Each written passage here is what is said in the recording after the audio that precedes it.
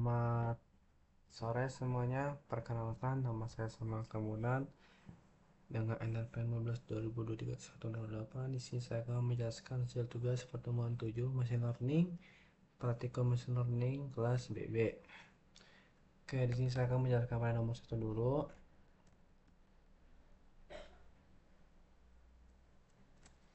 Yang pertama ada import pandas dan import NumPy. Ini digunakan pandas digunakan untuk membaca dan mengolah data tabel. NumPy digunakan untuk perhitungan numerik.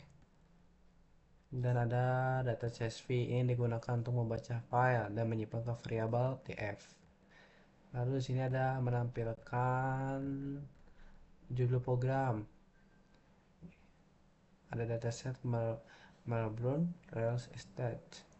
Dan di sini juga saya akan menampilkan jumlah baris dan kolom. df itu menghasilkan baris dan kolom. Lalu di sini menampilkan nama fitur dan tipe data.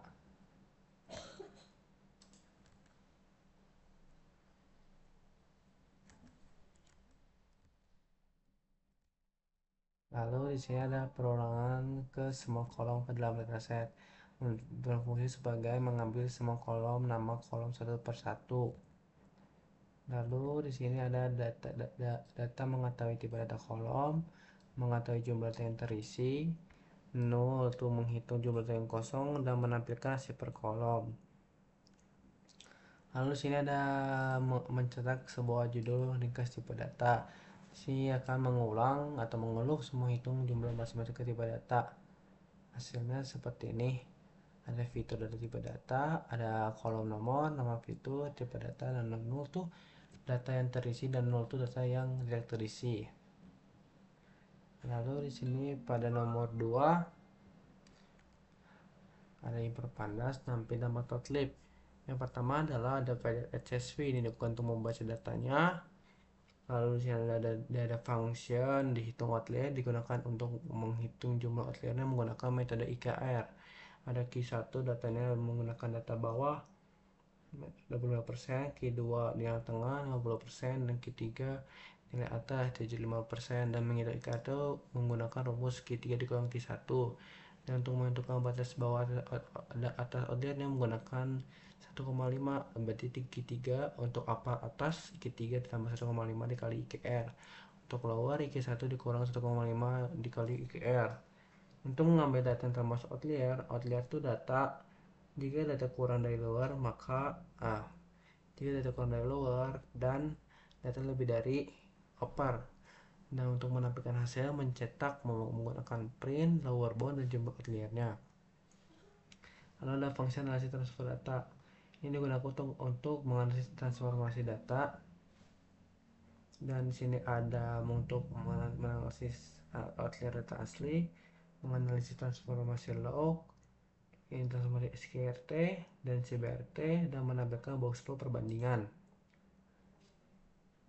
Lalu ini untuk meringkas jumlah outlier. Nah, mengapa sih harus pakai log? Karena untuk mengulang semua hasil dari original, log, SKRT, dan CBRT. Maka mana bagian original? Maka jika tidak mengandung original, maka hasilnya ke else atau ke nilai akhir, berkurang atau sama atau bertambah. Maka saya seperti ini box transformasi data, fitur print, ini ada transformasi data dengan fitur distance, dan ini adalah transformasi data dengan fitur length size. Lalu di sini saya akan membaca pada nomor 3. Nomor 3 itu adalah membaca data CSV. Ini untuk membaca atau menampilkan teks atau menampilkan judul outputnya. Ini untuk mengambil hanya 3 kolom, yaitu ada print, distance, dan length size. Lalu di sini ada data duplicate, maka mencari data yang barisnya sama persis. Lalu di sini menghitung jumlah data yang baris duplikat. Jadi data yang duplikat itu dihitunglah semua barisnya. Lalu di sini untuk menampilkan cetakan hasil pengecekannya. Lalu di sini ada drop row, digunakan untuk menampilkan semua baris yang duplikat. Jika keep, maka hasilnya false, tampilkan semua pasangan duplikat. Lalu di sini adalah ada for fitur in, digunakan untuk mengecek duplikat tiap kolom satu persatu pada print, distance, dan length size. Maka outputnya seperti ini, ada data duplikat Melbourne Real Estate. Ini digunakan, ini contohnya tuh baris duplikat dan 30 pertama dari 112. Itu udah ada duplikat nih, ada satu, ini, ini, ini, dan ini. Nah, ini kan data yang berduplikat. Lalu sini ada nomor 4, itu tuh sebuah data dengan ada data-data yang duplikat. Lalu di sini ada df pada data frame, ini untuk mencetak sebuah kolom. Ada print data mahasiswa, ini untuk mencetak data mahasiswa. Dan ini tuh untuk, nah ini tuh mencetak untuk mengetahui apakah ada deteksi duplikat atau tidak. Dan ini df mahasiswa clean, ini untuk menghapus data clean. Nah, output itu kan ini sini ada stuti, ada asamia, tuh 2, 3, 4, 5, ada abdia, 3, 4, ada 4. Nah, data semangat data duplikat true. Karena kenapa true? Karena ternyata ada yang berduplikat. Jumlah baris duplikatnya kan ada 3. Maka baris yang merupakan data duplikat itu kan berarti ada 3. Ada nama 3 orang yang datanya yang duplikat. Ada Aditya dan Samia, ada Aditya juga. Kenapa ada nih? Terus lagi karena sumber pembiayaannya berbeda. Harusnya kalau misalnya ingin berdua, beasiswa N, beasiswa juga, karena di sini ada 3 saja, beasiswa N dan mandiri. Nah, ini sama kan, ini menampilkan data duplikat dan nomor 5 itu menghapus data duplikatnya. Enggak beda jauh.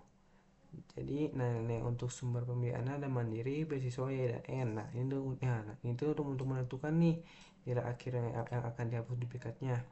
Ada frekuensi tim nilai N, sumber pembiayaannya ada Y, mandiri, beasiswa N, yaitu ada 3, mandiri ada 2, beasiswa ada 2, ada N ada 1. Keterangannya itu jika Y maka beasiswa N itu berarti Y itu mendapatkan beasiswa, kalau N tidak mendapatkan beasiswa maka melewati jalur mandiri.